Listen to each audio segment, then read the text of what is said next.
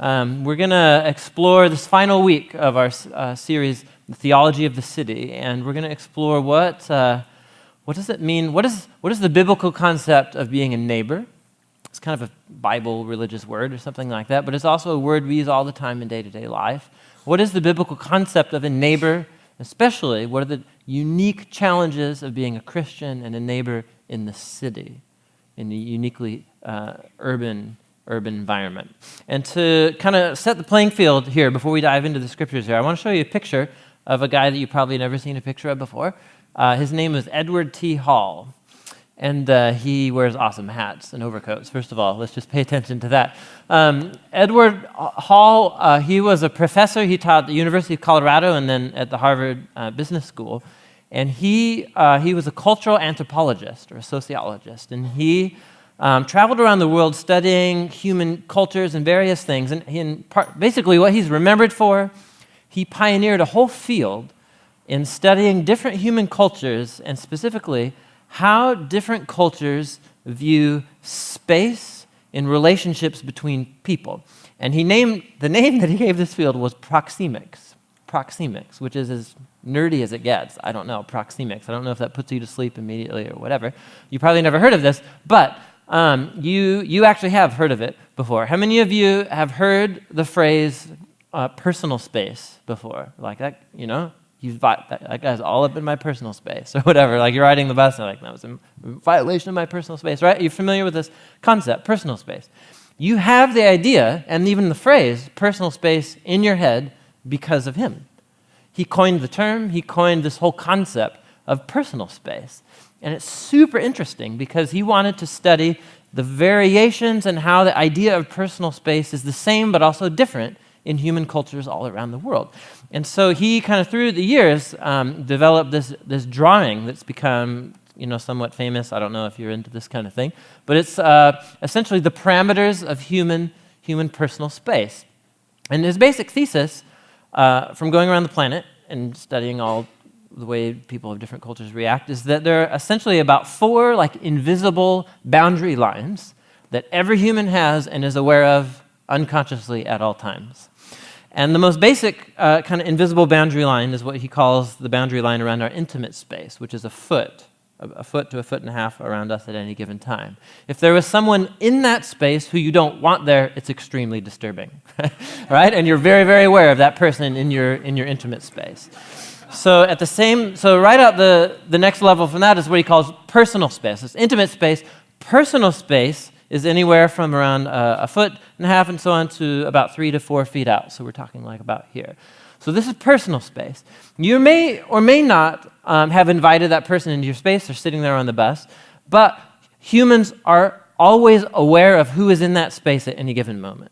We are hyper aware of who is within that parameter of just a couple feet around us at all times. And you know this because if someone is in that space and you didn't know it and then you find out, it's usually surprising to us because we're like, whoa, and that, you know what I'm saying? It's very, like there's something going on there. It's a sense of space. Beyond that is what he called social space. And this is, we invite people into this space. This is where we're often comfortable with someone maybe I don't know personally. And so he calls this social space. And then beyond that, we're talking after 12 feet out is public space. And that's where all around walking around sidewalks and everything. And we are aware of, but not hyper aware of those in that space. And his basic point is that we are all very, very keenly aware of these invisible boundary lines at all times. And we work to maintain them, we work to preserve them, and we're very aware of when we pay attention to them when we're violated, right? He's all up in my personal space, right? And so you combine this with another set of ideas that he had, that this isn't just about my own space as I'm walking down the sidewalk and around my body. He believed that a culture's view of space was also reflected in its architecture or in the design of public space. And so there's a few things. First of all, the American, for the second half of the 20th century, after World War II and the invention of kind of the American suburban dream, there was a huge revolution going on, and this is when he was doing his work, with the concept of personal space. Because all of a sudden, the creation of the suburbs allowed vast a vast expansion of our personal space, right? And so homes can be a bit larger, the streets are wider, you have larger yards, you don't have to interact with your neighbors as much because you can just pull your car right into that, like garage and close the door. And you can have a much more isolated life experience. The stores are huge, the parking lots are huge, and you can just see it in the architecture. It was this expansion. And all of this was a reaction against the dense urban environment where your personal space is being violated all of the time, right? And so this, like, you're on mass transit, whatever, you're riding the bus, you're on the Max, or you're in an elevator. The elevator experience I'm talking about, right? And the unique culture of a full elevator. It's very strange. Nobody's talking. You know what I mean? And like everybody's looking down or something. It's super awkward. You guys know what I'm talking about? It's so weird, And it's like, but if anybody was to name it, say, isn't this strange all now? Oh, let's all have a laugh about it. Then that would be even more awkward, So that's strange. There you go. So urban environments tend to shrink our personal space. And this happens even in cultures too. How many of you have ever had a very intense conversation with straight up Italian? Right? They're just right there. You know what I mean? That's a cultural dynamic, a personal space. You go to Germany or whatever, and it's totally the opposite, right? Personal space is much wider. So this varies from culture to culture. But urban environments, by definition, force us to shrink our personal space because your living spaces are smaller, the way that commuting takes place, this density of population. If you even have a yard in the first place, it's likely quite small, or you use the park as your yard where there's lots of other people, like at Colonel Summers, like enjoying the park too, and it's like 200 people's yard all of a sudden. And so cities, by definition, create this tension with a very human concept that we all have about this maintenance of our boundary lines. Now, this gets even more interesting. I'm totally geeking out right now, but I think this is really interesting. You combine Edward Hall's ideas with another Edward, a guy named Edward Glaser. And a couple years ago, he wrote, he's also a Harvard economist, and he wrote this book called The Triumph of the City. And his basic thesis is that, and Josh quoted from that book a couple weeks ago in the first message of the series, that, the whole planet is going towards these large global cities, millions and millions of people every month. Human population are moving to dense urban centers and so on. And Glaser thinks this is actually a real positive development for the human race. But it creates a unique set of tensions through what he calls agglomeration. And this is what the two Edwards ideas come right together. And this has everything to do with being a biblical neighbor. Trust me, right? So Edward Glaser says that persistent violation of your personal space, having people in your personal space, it has an upside and a downside. The upside is that you're constantly being put around people who you discover are like you in every way. Density of population means that there's a flourishing of minority groups and minority subcultures. So for example, I had a friend who grew up in a Midwest town skateboarding, and he was like one of two skateboarders in high school, and he was totally the weirdo, whatever. People would throw their pop cans at him, that kind of thing. So he's like the weirdo skateboarder. I grew up right here in this neighborhood, and there's skateboarders everywhere when I was growing up. And there was a whole tribe of skateboarders at my high school. I was not the odd man out. I had a community, I had an identity, and that's because in cities, there is a higher proportion of people who are just like you in whatever niche subculture you happen to be into. So bicyclists versus motorcyclists, whatever. Or something more superficial like clothing, skinny jeans, baggy jeans, suit wearers, no jeans wearers, whatever. There's all the different versions of, you know what I'm saying, foodie culture and music. Cities tend to proliferate with these little subcultures because there's a greater percentage of finding people who are just like you with your very interests. And that has a real positive side, Glaser thinks, because cities are where those subcultures will innovate and take the music in new directions, right? And take the food and crazy, fusion, Asian, Latin American fusion. You know what I'm saying? This innovation is what happens in the flourishing of subcultures in cities. That's a positive trait. But at the same time, there's a dark side to that. In that just as there were like 15 or 20 skateboarders, like at my high school, and I had a tribe and I had an identity, I was maybe even more so hyper aware of the 1,000 other students at my high school who were not skateboarders, and the tension between the football players and the skateboarders. And, it's the tension between subcultures. And so just like being in a city has more people who are like me in my personal space and social space, the city also at the same time puts more people who are totally different than you in your personal space and in your social space. And that creates tension, the tension of subcultures in urban environments. And so that can have real negative consequences, like, for example, like in gang violence or something. There's that tribal turf kind of warfare between subcultures. But it doesn't always lead to violence. I think it can, especially like in a city like Portland, it breeds more a sense of elitism and superiority. Like, you farm those kinds of chickens. You know what I mean? No, you don't understand. Like, we shop at the Urban Farm store here on Belmont. Thank you very much. Like not the one over North Portland. It breeds this. And to people who like live in the Midwest or whatever, it's ridiculous to think about like superiority because you raise a certain kind of urban chicken. But in the city, that stuff matters. That stuff matters. The size of your jeans and the cut and that stuff really matters in the city because those are markers of the boundary lines, right? And so personally, we're always hyper aware. You're walking down the sidewalk and you see a number of people coming towards you, and come on. You do this. You do it. So you're immediately sizing them up the moment they go from public space into your social space, into your personal space. You're like, are they cool? Are they safe? Are they cooler than me? You're doing this, or what are they talking about? And then as they pass, you're kind of like, oh, or maybe this like interesting. I wish I could know that person. And it's just a fascinating. Cities are just the most interesting places, precisely because our boundary lines are constantly being violated. And so here's the question I want to put to us as we look to the scriptures, is that what does it mean to be a Christian neighbor in this kind of environment? Are Christians merely one more tribe, vying for influence, defining their identity by who we're not or what we're against? Because that's often how Christians are perceived in urban environment, just one more tribe.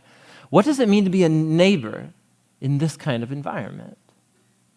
Are we perpetuating the status quo tension between tribalism? Or is a Christian neighbor called to cut through that in some way and be a different kind of citizen altogether? That's the question I want us to have on the forefront of our minds as we dive into the scriptures here. Are you with me?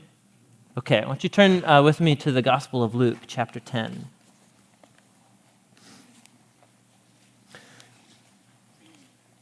And this is one of the more well-known stories about Jesus and about loving your neighbor. And as I've been reflecting on it, reading it, and studying it, it's one of those things where you're like, I thought I really kind of understood the story.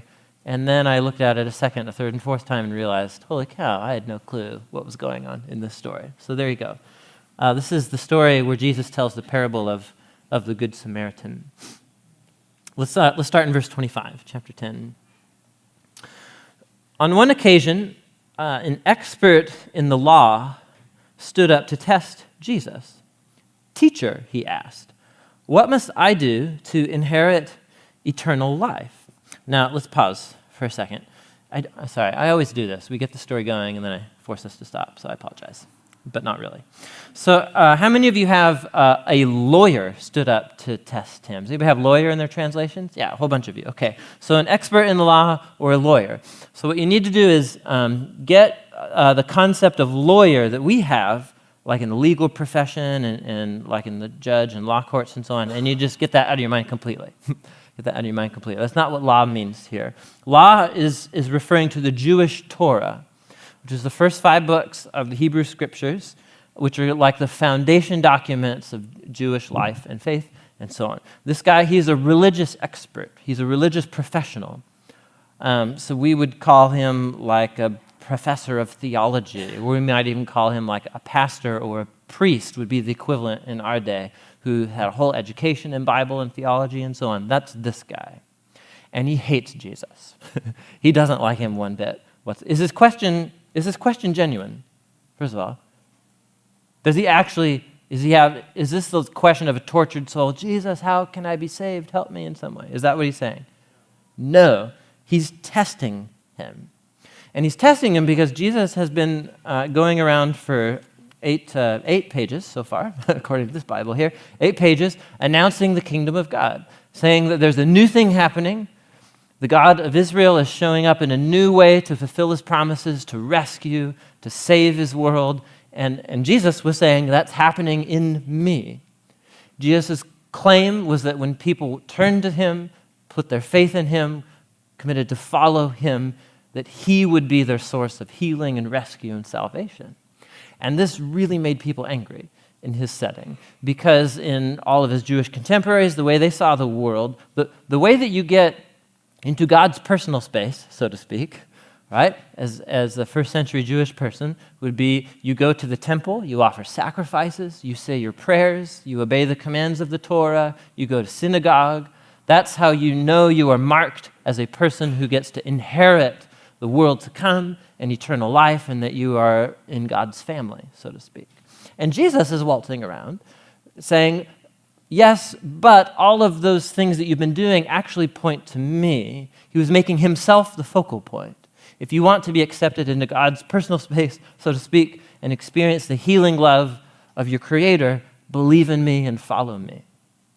And Jesus just totally undercut the religious establishment of his day, and it made people like the expert in the Torah here extremely angry. So what he's trying to do is smoke Jesus out here.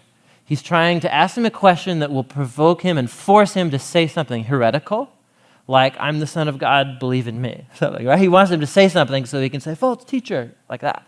Right? So he's testing Jesus. What do I have to do? What do I have to do? And Jesus, in good rabbi form here, he doesn't answer his question at all. This whole story is just a study in indirect communication, by the way. So some might call it passive-aggressive. John Abraham, youth pastor, where are you? He calls it passive-aggressive. I call it indirect communication. Anyway, so Jesus responds to the question without answering, but asking another question. Well, you tell me, Torah expert. You tell me what's written in the Torah. He said, how do you read it? To which, to the crowd around, he has to say what he knows every good Jew has to say, which is, he answered, love the Lord your God with all your heart, with all your soul, with all your strength, and with all your mind, which is all a long quotation from the Torah, from Deuteronomy chapter 6. So love the Lord your God, and love your neighbor as yourself. That's another quote from the Torah, from Leviticus chapter 19. So love God and love people. And so Jesus didn't come up with this. This idea of what is the primary commands of the Torah, the ideal goal of all of human life, it's to respond in love to your Creator and to show that love for other humans made in God's image. So you love God, you love people. And the first line that he quotes here, Deuteronomy 6, do you see it there? Love the Lord your God. So that was a prayer. It's a Jewish prayer that for well over 3,000 years, faithful Jews prayed those very words 3 times a day, morning, afternoon, and in the evening. And so Jesus has got him to say the good Jewish confession right here. And what's Jesus' response? He just says, well, great, you've answered correctly. Do that, and you will live. Which, again, we just kind of read right over this here. But this is so brilliant, what Jesus has done. This guy he's in a hostile, state of mind, and he's having this antagonistic encounter. Jesus, it's like kung fu. He turns the energy back on the guy, So he answers this question with another question and then gets him to say the core confession, love God and love people. And Jesus is like, yeah, exactly. Do we disagree about anything here right now? Right? So this guy knows they disagree. This Torah expert knows in his bones they disagree. But Jesus has just made it appear to everyone as if they don't disagree about anything at all, right? We're just having a good Bible discussion here, right? And so you can just imagine he's fuming. He's fuming. What? So he wanted to justify himself. And so he asked Jesus, well, okay, sure, but who is my neighbor? And here's where you see where Jesus and this religious professional fundamentally have just different views of the whole world. And it all has to do with what does it mean to love and who is the recipient of my love, and who is my neighbor? Who is my neighbor? Now, a couple things here, just because love is one of the most useless words in the English language, I think. So we hear this concept of love, and in English, I've used this before. Some of you have heard me say this. So I can say in English, I can say, I love pizza. I can say, I love Star Wars, and I can say, I love my wife. And if that word means the same thing in each of those three sentences, I have issues, right? I have issues, right? And at least marriage issues. And so what an unhelpful word, because the same word can mean I just have a preference for, no, I really like and have good nostalgic memories of, and I've made a covenant lifetime commitment too, right? So there's really different meanings with one word. And what's even more unhelpful is that our English word love, the way we use that word, it's primarily in reference to a feeling or an emotion. So even the way we use the word love, we describe it as something that happens to you. So I fell in love, as if something overcame you. You're the passive recipient of something that happened to you. We fell in love with each other. I had no control. It just fell in love. And that emotion does take place, and we use the word love to talk about that. But then also, if love is just something, that feeling that overcomes you, well, then of course that feeling can wear off, and you can fall out of love. And then what's the point of staying together? And so if that's your basic definition of love, then you're just setting yourself up for a world of unstable relationships. At least where love can't be the stability of the relationship, because love is just a feeling that you might happen to have or you might not happen to have. All of this is completely foreign to the Scriptures and foreign to Jesus' view of love. In the Scriptures, love is not a feeling. It's an action.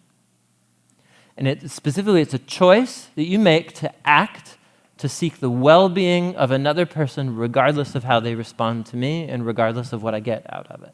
There's love in the Scriptures. It's action for the well-being of others regardless of what I get out of it, regardless of whether they like me or not, no strings attached. That's love in the Scriptures.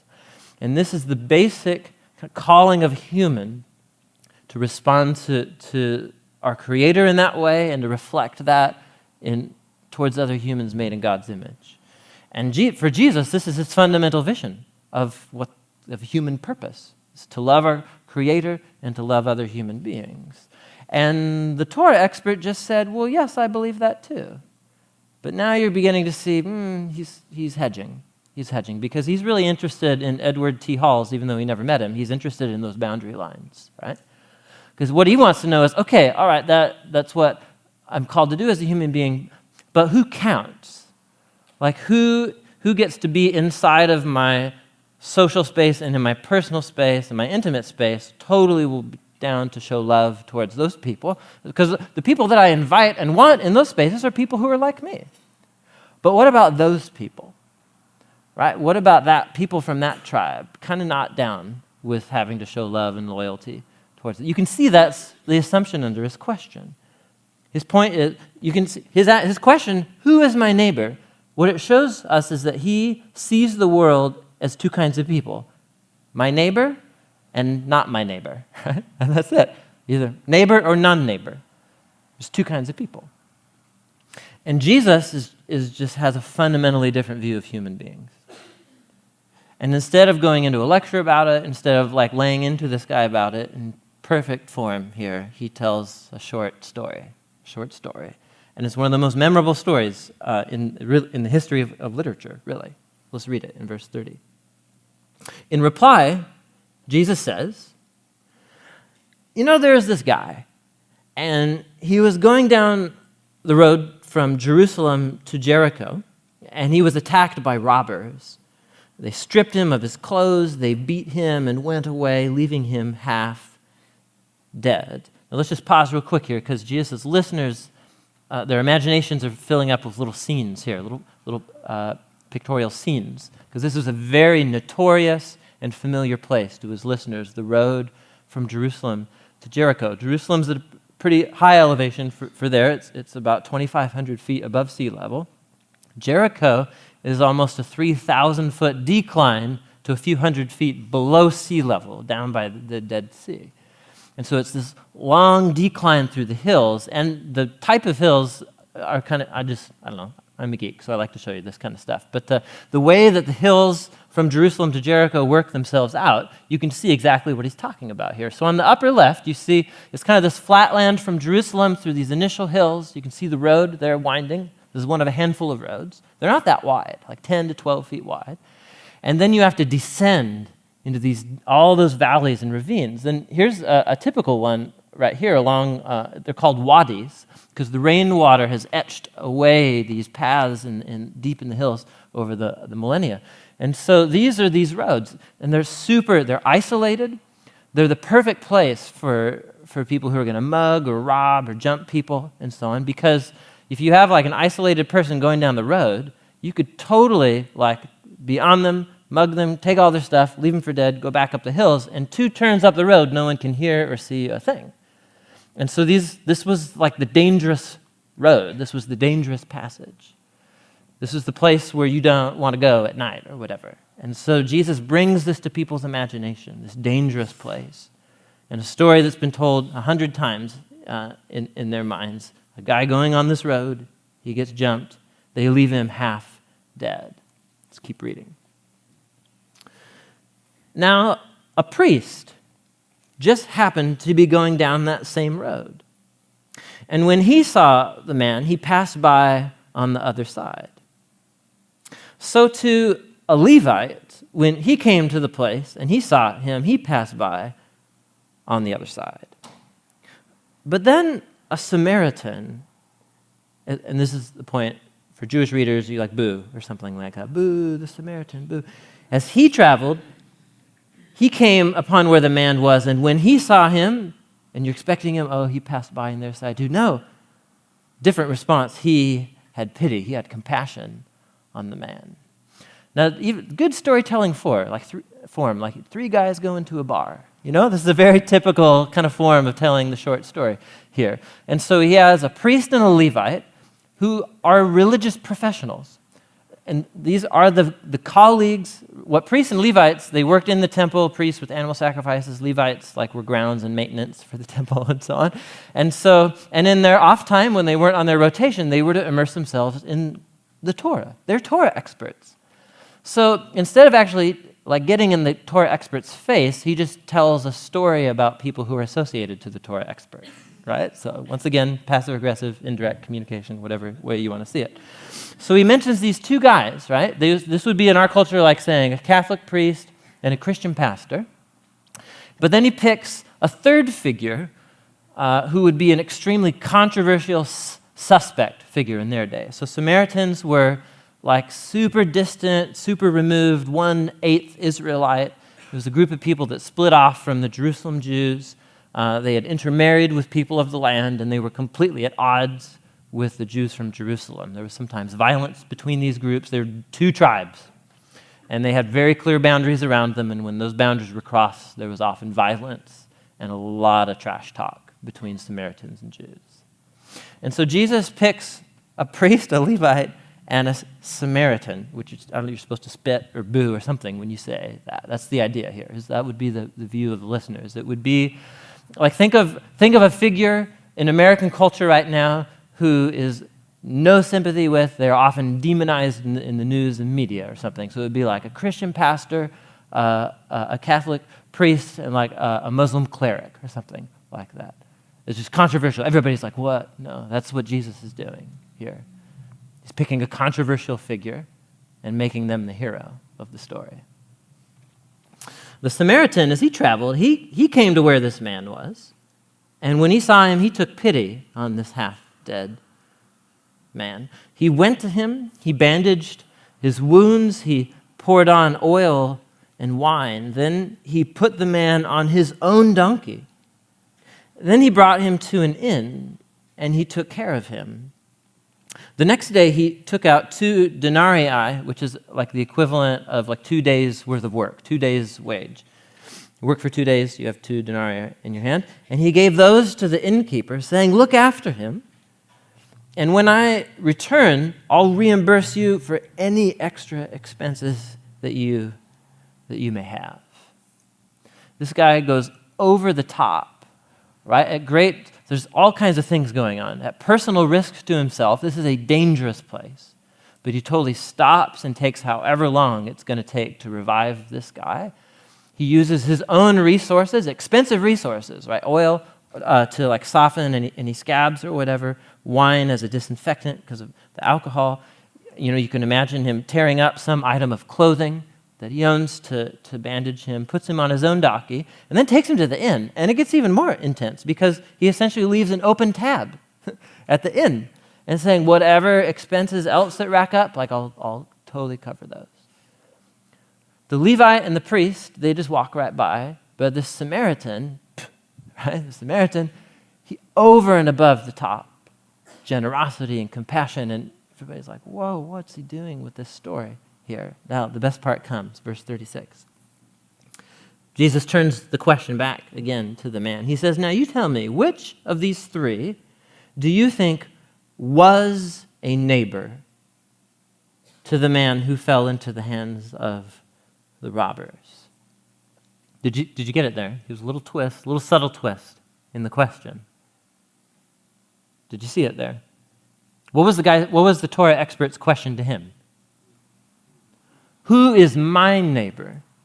Who counts as someone who's really unlike me or like me? Who gets in my social and personal space? Who counts as the person that I show love and loyalty to? And who counts as the person I don't have to do that to out there in public space or whatever? And Jesus takes his question, who's the neighbor that I have to love? And he just flips it. So that question assumes that the world is made up of two kinds of people. People who are my neighbors and people who are not my neighbors that I don't have to show love to. Jesus rejects that view of the world completely. Not only does he just reject it, he doesn't even acknowledge it. Right? Because clearly, in Jesus' view, any person you come across in need, in your community, a stranger on a road, is your neighbor. Any human made in God's image is your neighbor. That's the assumption of Jesus' worldview. And so he turns the question on its head here. The guy asked, who's my neighbor that I have to love? And he's asking, who was the loving neighbor to the victim, the half-dead man on the side of the road? It's brilliant. It's brilliant. And so what does the guy have to say? Who is the loving neighbor? He can't even say the word Samaritan, can he? Look what he says. The Torah expert replied, and you can hear him grumbling, right? Because he has to go along with it. All the people are watching. The Torah expert replied, of course, the one who had mercy on him. And Jesus was like, bam, go do that. Right? And it just ends. The exchange ends right here.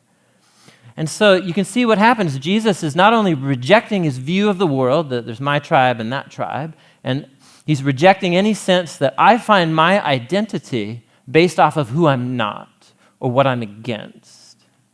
He takes the most demonized, misunderstood person or tribe of his day, and he makes that person the loving, sacrificial giver in the story. And his point is, you can just see what he's doing. His point is that he's saying the very fact that we see the world in terms of neighbor and non-neighbor shows that we are already defeated. We already view the world in very self-centered, me and my tribe-centered terms. And that, for him, that's one of the many signs of just what's fundamentally wrong with the human race in the first place. Why is the world the way that it is? It's because we're very happy to show love and loyalty and care to those inside maybe the first two lines of space or whatever, but we all have these invisible lines, and we're like, not my neighbor, not my neighbor, not my neighbor. And it lulls us into apathy or ignorance for people who are just like us. They're humans just like us. They just wear baggier jeans. Whatever, but that becomes that they raise those kind of chickens. No, we create these ridiculous, superficial lines and have these superiority games. None of you do this, I'm sure. So we all do it. And Jesus just rejects that view of the world entirely. And he takes this controversial figure and makes him the example of self-giving love. What does it mean to be a neighbor? Apparently for Jesus, to love, he said it in Matthew, what benefit is it to you if you love only those who will love you back? We tend to love those who we think we will get benefit from loving, who we have some duty or loyalty to through family or whatever. And he's like, yeah, everybody does that. The community of people who see and understand the reality of the kingdom of God's grace, the call is to love your neighbor, which is any person you come into contact with. And now we all feel like crap. Right? So, right. And here's what you can see what Jesus is doing. And here's what we shouldn't do. What we shouldn't do is read this as just one isolated teaching of Jesus, and it's like this moral tale that he tells, so go be a good person or whatever. And we can rally and preach to the choir and be like, yes, we should love our neighbors. The city puts a lot of people who are like us within our lives, and that's awesome, that's great, but this noble idea of loving your neighbor who's radically unlike you, let's do it. Let's go love everybody who's different than us, right? And that'll be great. And then, the next week happens. You know what I'm saying? And is that coworker? Is that actual neighbor? And all this, and the idealism's all gone. And so some of us even might be kind of stirred up and would be like, yes, but I'm really this idea, the noble idea of being the one tribe in the city that doesn't exist for itself, that only exists to serve and love other people and so on. And that is ideal. That's what humans are made for. But we make a fundamental mistake if we hear the teaching of Jesus and are like, okay, that's what it means to be a Christian, then I'm going to go do that. And some of us might still be so idealistic as to think you can actually sustain a lifetime commitment to complete others-centered, seeking their well-being all the time living. Good luck with that. Good luck with that, And so if you're 21 and super ideal, not to bash on 21-year-olds, it's like most, like a whole bunch of the room, okay? What I'm saying is, you get, I'm not 40 yet, but you turn 40, and there's just a lot of really disappointed people. You're disappointed in yourself for not being able to live up to the person that you dreamed of being in your 20s, but then you never become, right? I mean, that is the story of the midlife crisis, right? And it's the train that's moving right towards me in about 5 years here. But there you go. It's this fundamental disappointment. We all know, and we could preach, love people who are super different than you. And then you have that coworker, and they're there every single day in your life. And you have that neighbor, right? And they're there every single night playing their drums at 3 p.m. And you have that. You know what I'm saying? If the only fuel you're burning off of is the noble idea of loving my neighbor, give it 1 or 2, maybe 3 really difficult relationships in the next 5 years, and you'll be out of fuel completely, if that's all you're burning off of. Do you know what I'm saying? We are not as wonderful as we like to idealize ourselves as being. And so this is why the ridiculousness of creating those lines of my people and those people in the city. There's no such thing. It's like I was saying a couple weeks ago. We are all those people. We're all deeply flawed, at the core, deeply self-centered people. And the reason why we don't love those who are very different from us here in the city, it's not because we don't know that we should. Who's learning anything right now? You know what I'm saying? Love people who are different from you. That's what Christians should do. I'm not learning anything. I already know I'm supposed to do that. The reason we don't do it is because we don't want to. We just straight up don't want to. It's sacrificial. It's a violation of my personal time and space and resources. And my heart and whatever, the only reason I'm not embarrassed to say all this is because I know you're just like this too, right? Really. I mean, why kid ourselves? If our own noble ideals are the only fuel you have to burn, you're welcome to it, but 40's heading your way, and all the years beyond that, and you will be crippled by the disappointment of your own inability to actually love people who are radically different from you, because it's so hard. It's so hard. What's the solution? Look back at the parable with me. This is so fascinating. Look at the behavior of the Samaritan. Verse 33. What does the Samaritan do? He comes across this half-dead man who is his enemy. Right? So Jesus is a Jewish storyteller. The priest and Levite are Jewish audience. Everybody's assuming it's a Jewish man who's half dead on the side of the road. A Samaritan comes across his enemy, half dead on the side of the road. Out of his own resources, this Samaritan takes time at risk to himself to provide healing for the man, and then at great cost and expense, even at the expense of being taken advantage of potentially, with the open tab at the inn. He just, out of mere compassion, just great cost to himself so that this man can be healed and saved. Does that storyline sound at all familiar to you? Right? What is Jesus on his way to Jerusalem to go do in a week or so? To do exactly that in his mind. And so this is Jesus' view of humanity. It's not a whole bunch of lions, it's just one big group of human beings who were created for so much more, and we know it, but there's something so fundamentally screwed up and self-centered about us all that none of us actually can attain to that ideal. And it results in a world that looks like ours, of tribalism, of silly elitism and superiority, and violence as the most tragic end, and death. And that's what we've done with the place. And so Jesus comes as God become human to be the kind of human that you and I know we ought to be but are incapable of being, and so he is that kind of human on our behalf. He's the completely other-centered person. He's the completely loving person who put other people and their needs, however like him or unlike him they were, all of the time. He lived like that in private and in public. And that's how everybody talked about him. That's how everybody knew about him. He's most famous for his acts of perpetual compassion and healing and generosity, especially for those who were unlike him.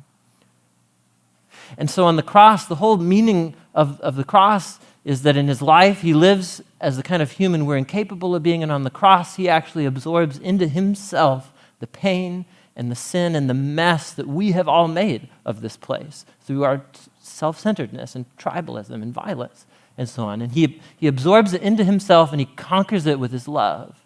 And in his resurrection, he offers us a grace and a source of love and life that's stronger than the selfish human heart, and it's stronger than death. Can I get an amen? All right, this is the gospel. At great cost to himself, like the Samaritan, he gives of his own resources and even of his own life to do for us what we could never do for ourselves. And so if the fuel that you're burning on being a good neighbor and loving those who are unlike you in the city, if it's just your noble ideal, like go for it, you know? And it's not going to work. It's not going to work. And even the people who seem to attain the most noble ideals of like helping humanity or something, it's fascinating to study the lives of people who start nonprofits that have amazing ideals, but their personal lives are a wreck, right? And so there's so many stories like that. And so what the gospel does is actually it taps us into a source of power and of love to actually live that kind of life, because it's not us fundamentally doing it. It's Galatians 2:20. It's Christ living in me and showing his love through me, about which I can claim no credit. To show the love of Jesus to someone does the opposite of placing me on a pedestal, like I'm the Christian showing the city the love of Jesus. It's like, how ridiculous. What do you mean? I was half dead on the side of the road. That's what I was, and so were you. And so this is what it comes down to. It's like Christianity 101. It's like it's beginning every day on my knees with a confession.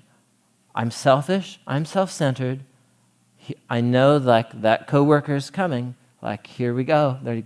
Those people that are very much unlike me are on my radar today. What kind of neighbor am I going to be? And you just get it out there. I don't want to be a loving neighbor. I don't want to love them. And the good news is that that's precisely when the shift takes place. And Jesus meets you in precisely that place. And if you're grounding yourself in the love of Jesus that he showed towards you on the cross, then all of a sudden, the place and the center that you're responding out of and that you're being a neighbor out of, it's not you. It's reflecting the love of Jesus that you have been shown. And in a sense, we're not necessarily learning anything right here, because we talk about this every single week. It's the gospel. It's the cross. It's our first pillar.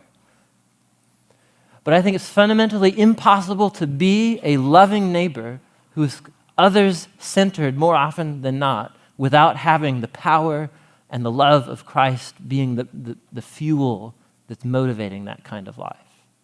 Because it's an inexhaustible source that you can always renew and turn back to day after day after day after day that will last long after your 40s if you live past your 40, right? That's the idea.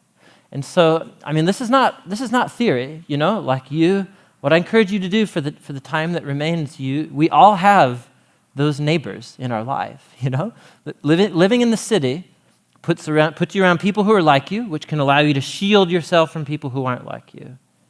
But eventually, living in the city, you're surrounded by people who are radically unlike you. And how I am to them is the definition of how I'm doing as a neighbor, as a Christian neighbor.